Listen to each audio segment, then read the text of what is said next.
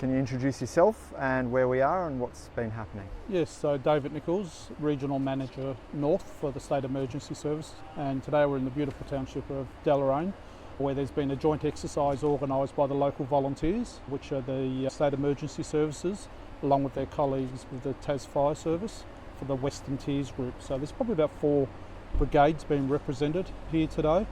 And today's all about just working with Surf Lifesaving Tasmania, who are also here, to have a group exercise just to look at each other's capabilities. So what the local crews have been able to do is set up a rescue in the Meander Valley River, and today there's 2 patients that they've been looking for with Surf Lifesaving actually going in with their boats to be able to bring them out. So within Tasmania, it's actually Tas Police responsibility for marine rescue and land searches, and we've got the Surf Lifesaving who's their primary response to assist them. SES are actually a secondary response for marine search and rescue and land search rescues, but SES responsibility is actually on land. So we would be doing the land search, while Tas Police and Surf Rescue would be doing the on-water stuff. However, back in last year's budget in 2024, the SES was granted $320,000 over 4 years in order to work on their capabilities and actually expand into in-water rescue. So we won't quite be doing the swift water rescue like our police and surf rescue. Our responsibility will be in those slower running waters from there to the land, which is a really important area because we've seen on TV just in the last few weeks with the devastating floods on the mainland, a lot of the rescues are actually conducted in that slow water because people getting caught with flood waters around them and not being able to actually leave their properties. So that's the sort of rescues that the SES are looking to actually get into going down the track. So out of that $320,000 over 4 years, we're looking at our training. We actually ran our pilot training course last September, and out of that we started to look at our capabilities on what we can actually do.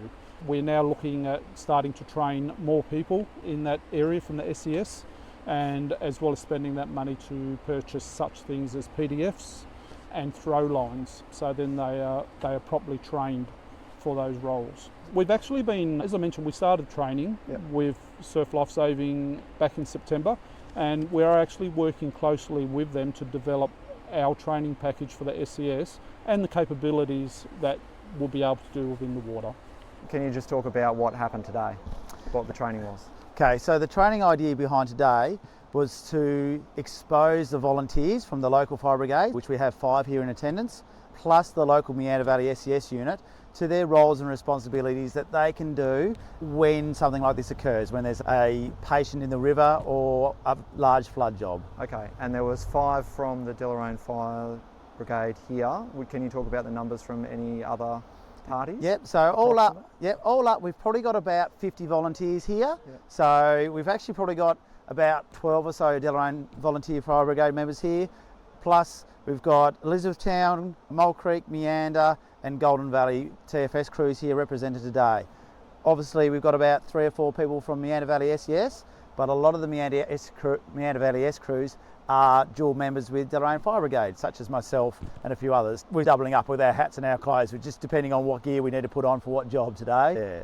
Do you see similar training happening again later in the year or other times? I'd like to think so. As far as we're aware, this is the first time all 3 organisations have actually trained together, and definitely the first time all 4 organisations, because we also had the Rapid Relief team.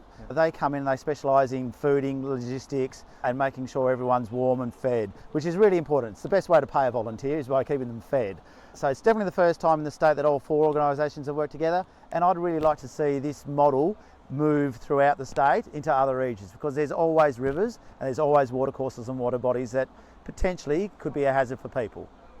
Very grateful for all the support that I've had from the TFS and from Dave at SES. Also massive throw out and thank you to the Meander Valley Council, Tas Irrigation for letting us do all this and provide some information around the river logistics and bits and pieces, and of course all the volunteers that have given up a Saturday afternoon to come out and train, which is amazing.